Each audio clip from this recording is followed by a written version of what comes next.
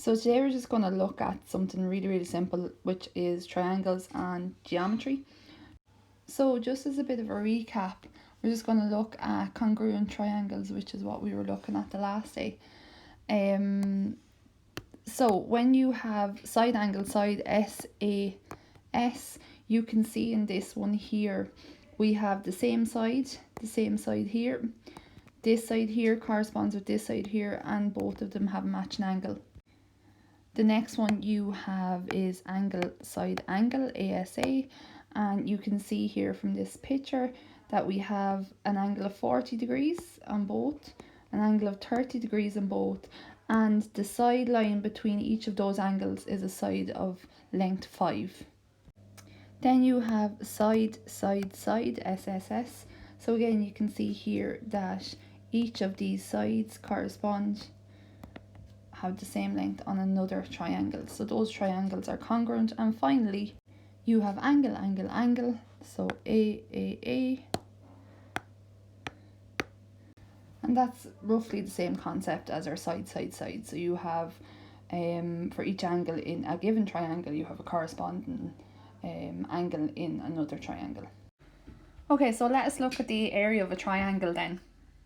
So you can see here the area of a triangle is half the base multiplied by the perpendicular height. And the good news is that this formula is on page 9 of the formula tables. When we talk about perpendicular height, you can see this triangle here. It's not a right angled triangle, and it's actually it's kind of slightly diagonal, this line. So when we talk about perpendicular height, it's not this height here.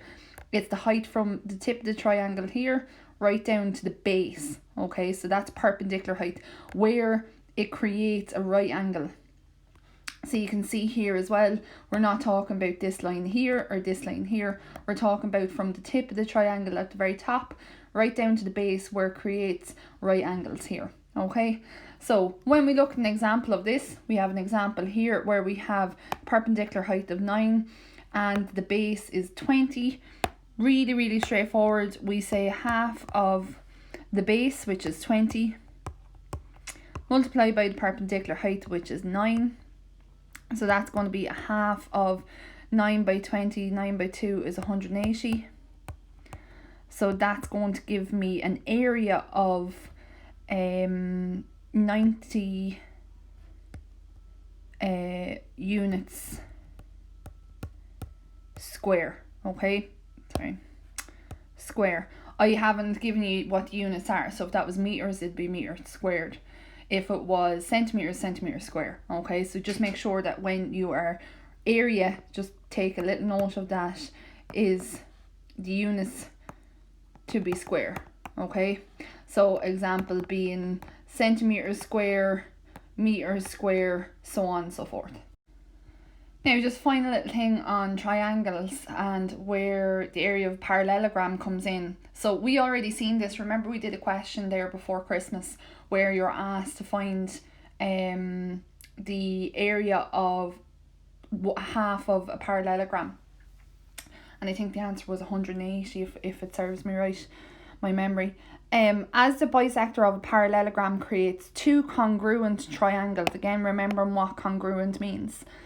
Congruent means that we have, and we know in a parallelogram, so this side here is the same length as this side here. This side here is the same length as this side here.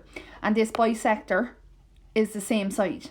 So we have side here. Okay, we know that this angle here is equal to this angle here.